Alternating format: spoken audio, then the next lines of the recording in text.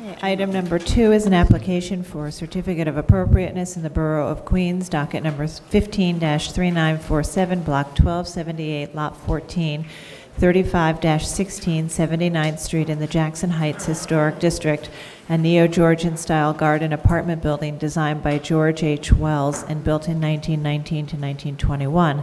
This is an application to install an areaway fence. Good morning, Commissioners. Reba Ashby, Preservation staff. The item we're looking at now is 3516 79th Street, which is one of the Hampton Court apartments in Jackson Heights Historic District. The building's located mid-block on the west side of 79th Street between 35th and 37th Avenues. And the proposal is to install a low areaway fence at the planting beds flanking the main entrance. This is consistent with the height of fences that the Commission has approved at other apartment buildings within the district. And one of the tenants, Elena Becker, is here to further elaborate. Okay, thank you. Yeah, 3516 is one of 11 buildings. Put your name on the record, please. Just restate your name.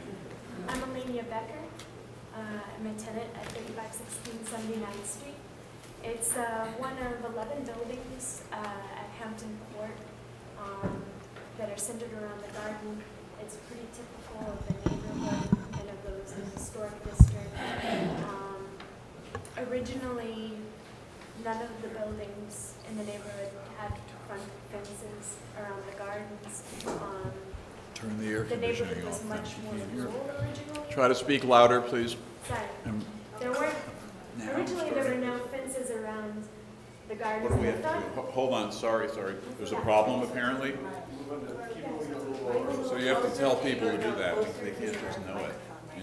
I didn't realize. Sorry. That's okay. Okay. Originally, none of the buildings in Jackson Heights had fences around the front gardens. It was more rural. There were golf courses, lots of playgrounds. Hampton Court is in the background here. This is also an early photograph of Hampton Court, an interior, and just an early schematic. And the top is like Jackson Heights when it was on the cusp of being developed. These are some other buildings in the neighborhood from around the time they were built.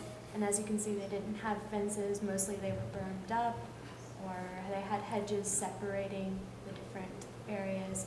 But now Jackson Heights is much more dense than it originally was. And the residents in my building feel that a fence would help protect the garden. These are some other examples of fences in the neighborhood, in the historic district. As you can see, they kind of run the gamut from low metal fences to Little House on the Prairie. We know them well. There's some good ones, there's some bad ones. And this is a plan of our front garden, approximately. There's one flanking each entrance, and currently there is no fence around ours. They have pulled up all the dead plants, but they had a hedge previously, and the tenants feel that the hedge didn't fare very well due to, I guess, dogs marking their territory, and they wanted to get away from the hedge and not be bound to that. And so if they didn't have the hedge, it's easy to enter.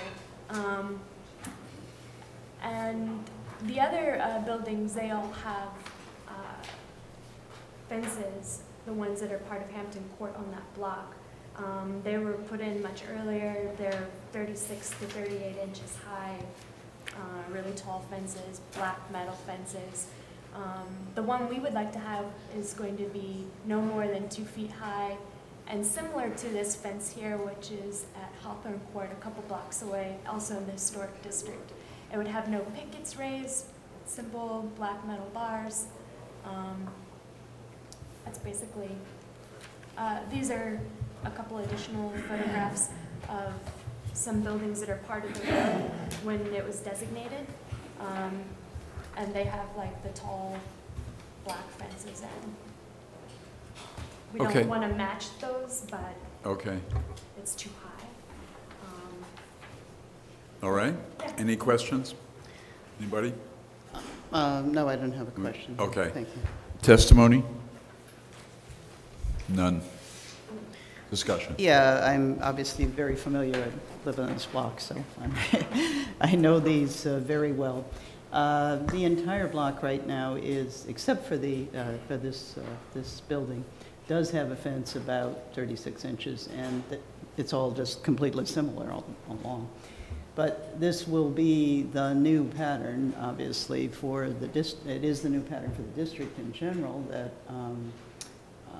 the guidelines are to reduce the fences to 26 or 28 or so. Yeah, no more than 28.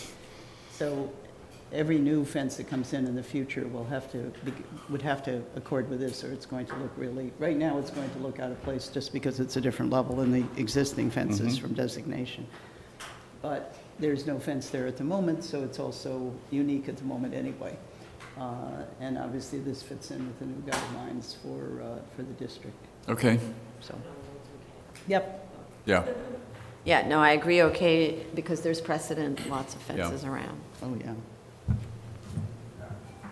Almost all the gardens are currently do have fences. That's the norm as opposed to the exception.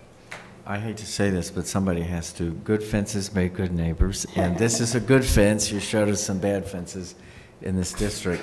My suspicion that there is very little planning there is, as you suggested, that dogs, people, whatever, there has to be a boundary between a garden and a sidewalk in New York City.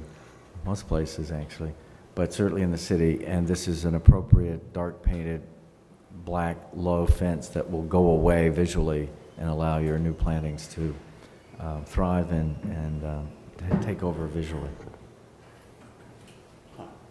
Well, good fences make unhappy dogs. Yes.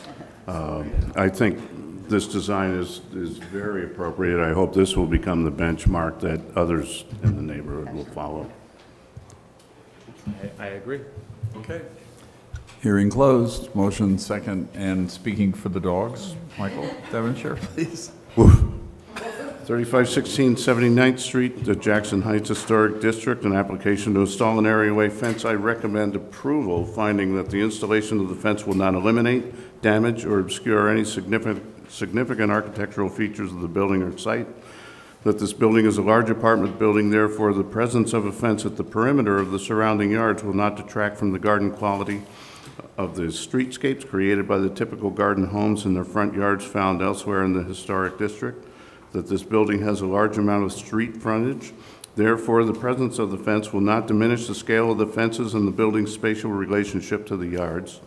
That the proposed placement of the fence and curb will not alter the footprint of the yards.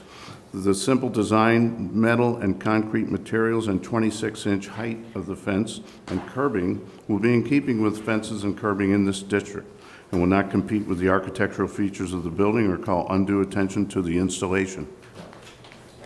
All in favor? Aye. Opposed? That's approved.